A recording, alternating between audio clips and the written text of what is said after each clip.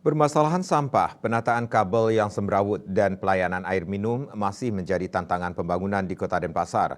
Wali Kota Denpasar, I Gusti Ngurah Jaya Negara dalam apel HUT ke-236 Kota Denpasar pada Senin 26 Februari 2024 di Lumintang menyampaikan 3 permasalahan tersebut merupakan prioritas untuk diselesaikan.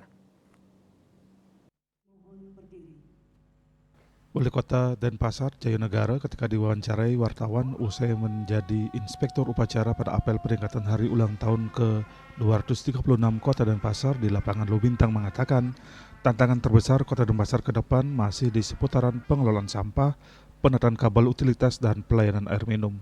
Untuk perluasan pelayanan air minum, pihak Pemkot Denpasar telah menjalin kerjasama KBPU, khusus di wilayah Punang Maning yang kerap bermasalah dalam distribusi air minum. Pemkot telah menjalin kerjasama dengan pemerintah Korea.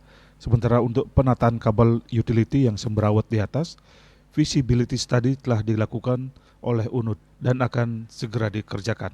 Terkait urusan sampah, diakui oleh wali kota sedikit mengalami kendala karena pihak ketiga yang mengolah sampah belum bisa bekerja maksimal dan sudah diberikan peringatan tegas. Wali kota menambahkan, sebagai upaya mengatasi masalah pengelolaan sampah, Pemkot Denpasar telah membangun tempat pengolahan sampah terpadu TPST sebagai muara air sampah yang telah terpilah sebelumnya di TPS 3R yang telah tersebar di desa dan kelurahan.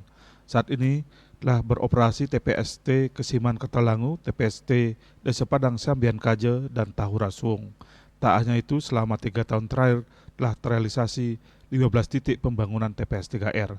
Harapannya dengan adanya tempat pengolahan sampah tersebut, tata kelola sampah di Denpasar semakin baik dan peran serta masyarakat sangat penting untuk mengelola sampah. Nah, ini yang sedikit kami secara jujur, sampai sekarang pihak ketiga yang kita suruh kerja belum maksimal. Nah, kita menunggu tindakan tegas, kita sudah buatkan peringatan, karena juga ada pihak Kodeko yang ingin mengambil alih tempat tersebut. Karena kami terbantur kepada mekanisme aturan yang harus kita penuhi. Nah, dan sebagai komitmen kami untuk memperbaiki masalah tersebut, di Loak itu kan sebelumnya tempat sampah. Kita jadikan rumah sakit puskesmas ibu dan anak, itu sebagai komitmen kami. Wali Kota Jaya Negara juga menjelaskan pada tahun 2023 lalu, pendapatan asli daerah Kota Denpasar terus meningkat dan pada tahun 2023 telah mencapai 1,1 triliun lebih, yang sebagian besar bersumber dari penerimaan pajak hotel dan restoran.